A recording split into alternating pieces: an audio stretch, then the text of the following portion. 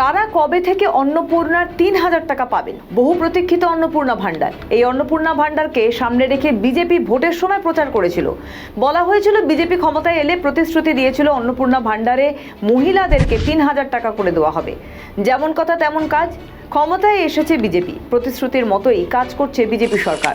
কবে থেকে অন্নপূর্ণা ভান্ডারের টাকা দেওয়া হবে, কারা কারা পাবেন, কত বছর পর্যন্ত পাবেন, কিভাবে করবেন ফর্ম ফিল আপ, এই সব প্রশ্ন নিশ্চয়ই আপনার মনে ঘোরাফেরা করছে।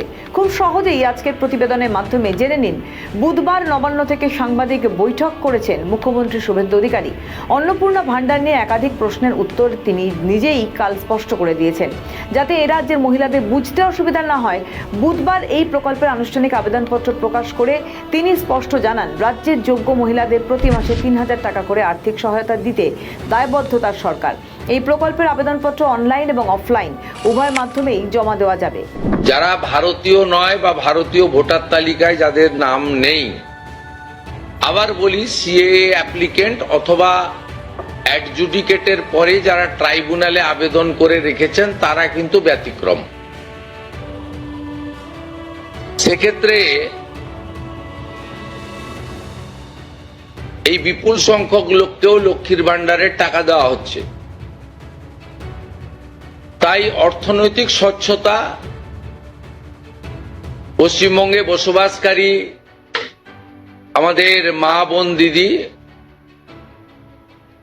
যারা উপযুক্ত এবং যারা এই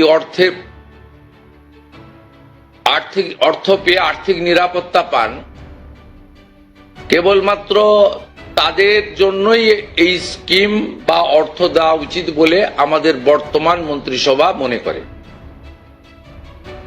তাই আমরা আজকে একটি ফর্ম লঞ্চ করছি। এটি আমাদের মহিলা এবং শিশু কল্যাণ দপ্তর, যার পূর্ণমন্ত্রীর মর্যাদায় আছেন মাননীয় অগ্নিমিত্রা পাল মহোদয়া, তার দপ্তরের মাধ্যমে এটি নোডাল দপ্তর। কিন্তু কাজটা যেহেতু খুব পরিধি ব্যাপক, তাই মুখ্য সচিব, অর্থ সচিবের নেতৃত্বে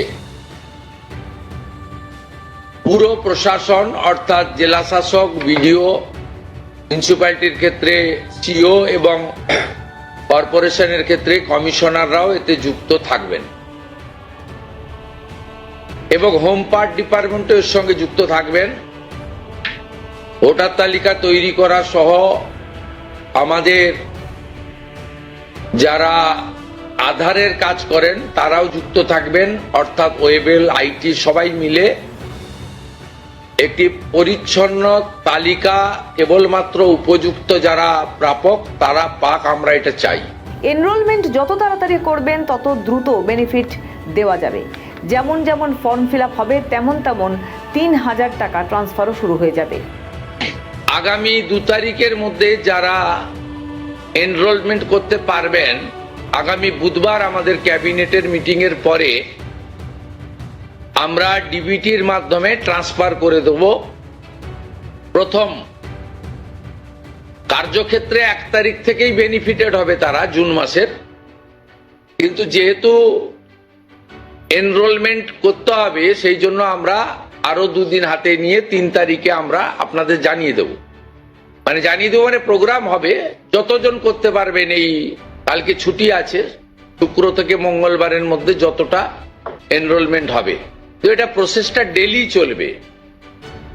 যেমন যেমন এনরোলমেন্ট হয়ে যাবে, ভেরিফিকেশন হয়ে যাবে, তারা অটোমেটিক কোর্সে লক্ষ্মীর ভান্ডার থেকে অন্নপূর্ণা যোজনায় চলে যাবেন এবং লক্ষ্মীর ভান্ডার তাদের অফ হয়ে। কেমন হলো ফর্ম, কি কি তথ্য দিতে হচ্ছে তা নিয়ে আগ্রহ রয়েছে অন্নপূর্ণাদের মধ্যে। সামনে এলো সেই ফর্ম। কেমন হয়েছে অন্নপূর্ণা যোজনার ফর্ম? বাংলা ও ইংরেজি উভয় ভাষাতেই ফর্ম ডাউনলোড করার অপশন রয়েছে। সেই ফর্ম অনুযায়ী আবেদনকারীর পারিবারিক পরিচয়, পরিবারের প্রধানের নাম থেকে শুরু করে বিভিন্ন তথ্য চাওয়া হয়েছে। আর কি কি রয়েছে? 12 পাতার ফর্মে পরিবারের প্রধান সংক্রান্ত তথ্য, পরিবারের কতজন সদস্য, এরকম বিভিন্ন তথ্য জানতে চাওয়া হয়েছে। এপিক সংক্রান্ত ডিটেলস চাওয়া হয়েছে, ভোটার তালিকার অংশ নম্বর সহ। এছাড়া রেশন কার্ড সংক্রান্ত তথ্য, যেমন ডিজিটাল রেশন কার্ড আছে কিনা, পরিবার রেশন দোকান থেকে মাসিক রেশন তুলছে কিনা, এই রকম বিভিন্ন তথ্য। পরিবারের মোট বার্ষিক আয়, কোনো সদস্য কি জিএসটির অধীনে রয়েছেন, সেই সব বিষয় জানতে চাওয়া হয়েছে। অন্নপূর্ণা ভাণ্ডারে ফর্ম প্রকাশিত হওয়ায় খুশি প্রত্যেকেই। আমাদের ভিডিও ভালো লাগলে লাইক ও শেয়ার করুন, কমেন্ট সেকশনে আপনাদের মতামত জানান। আরও ভিডিও পেতে আমাদের চ্যানেলটিকে সাবস্ক্রাইব করুন এবং প্রতি মুহূর্তে খবরের আপডেট পেতে প্রেস করুন বেল আইকন।